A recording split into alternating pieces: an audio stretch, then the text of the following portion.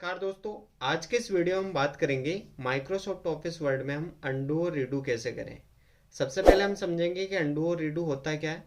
अगर आप किसी डॉक्यूमेंट पे काम कर रहे हैं और उस डॉक्यूमेंट के अंदर कोई आपने डेटा सेलेक्ट कर रखा है और गलती से आपसे डिलीट बटन प्रेस हो जाता है तो वो आपका जो सिलेक्टेड डेटा है वो डिलीट हो जाएगा। लेकिन उस डिलीट किए हुए डेटा को अगर आपको वापस लाना है तो आप अंडू का उपयोग कर सकते हैं। अब हम यहाँ एग्जाम्पल से देखते हैं। जो हमारी अंडू और रीडू कमांड है वो हमें यहाँ क्विक एक्सेस टूल बार में शो होगी। अब इसका हम अलग अलग तरीके से यूज़ करते हैं।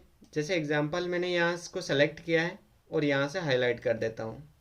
अब इस हाईलाइट किए हुए डेटा को यहाँ से गलती से हमारे से डिलीट बटन प्रेस हो जाता है तो ये आपसे डिलीट हो जाएगा। अगर आपको वापस चाहिए तो आपको टाइप करना हो सकता है।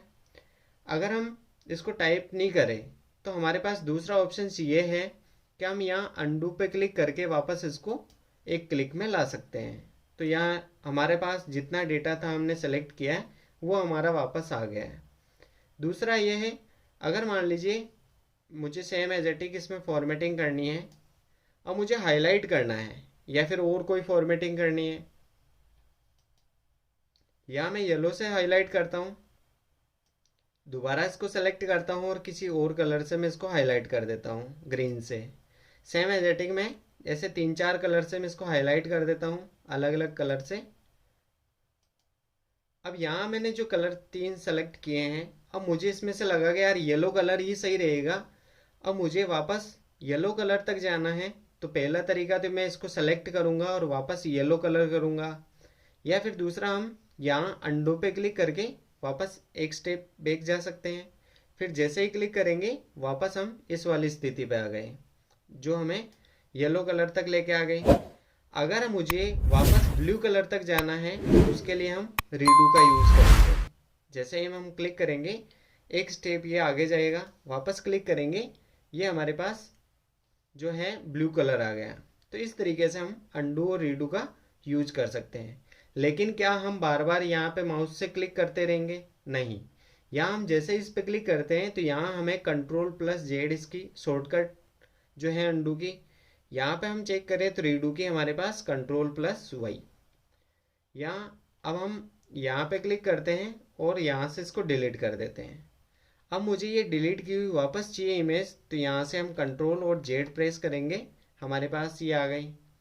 अगर मान लो मैं इसकी साइज़ को इस तरीके से बढ़ा देता हूँ, अब ये साइज़ मुझे ठीक नहीं लग रही है। कई बार हम कोई डॉक्यूमेंट है या फिर शेप है, पिक्चर है, इस तरीके से हो जाती है।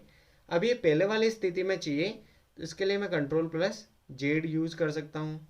और अभी जो हमने स्थिति करी थी लास्ट में, अगर उस स्थिति में चाहिए तो हम Ctrl+Y प्रेस कर सकते हैं। यानी पिछली स्थिति में जाने के लिए हम Ctrl+Z यूज़ कर रहे हैं और आगे की स्थिति में जाने के लिए हम Ctrl+Y यूज़ कर रहे हैं।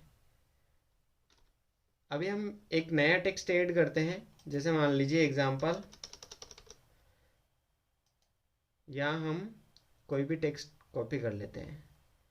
जैसे ये पैराग्राफ मैंने यहाँ से Ctrl+C और यहाँ पे Ctrl+V, अब ये पेस्ट कर दिया। अगर मान लीजिए मुझे ये पेस्ट नहीं करके मुझे ये वाला चाहिए था तो मैं क्या करूँगा, यहाँ से सबसे पहले मैं इसको Ctrl+Z, यानी हम पहले वाली स्थिति में आ गए। अब मुझे यहाँ से इसको सेलेक्ट करना है और मैं यहाँ Ctrl+C और यहाँ पे Ctrl+V, तो इस तरीके से मैं पेस्ट कर सकता हूँ। तो हमारा जो अंडू और रीडू है वो हम शॉर्टकट से भी कर सकते हैं।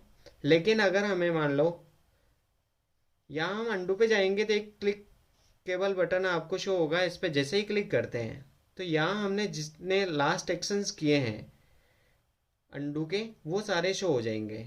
अब हम जैसे ही इस पर क्लिक करेंगे तो हमें ये उस एक्शंस पे ले जाएगा। ये जो टाइपिंग किया था मैंने पैराग्राफ लेने के लिए, इस पर क्लिक करेंगे तो ये वहाँ तक पहुँच जाएगा। अब जैसे ही मैं रीडू करूँगा, ये हमारे पास जो इसका फॉर्मूला है टेक्स्ट लेने का, जैसे मैं एंटर करूँगा ये आ गया। अब मुझे वापस बैक जाना है तो मैं जैसे ही क्लिक करूँगा ये पैराग्राफ यहाँ से हट गया। वापस मुझे लाना है तो यहाँ से मैं इसको रीडू कर सकता हूँ। आई होप आपको अंडू और रीडू अच्छे से समझ में आ गया होगा।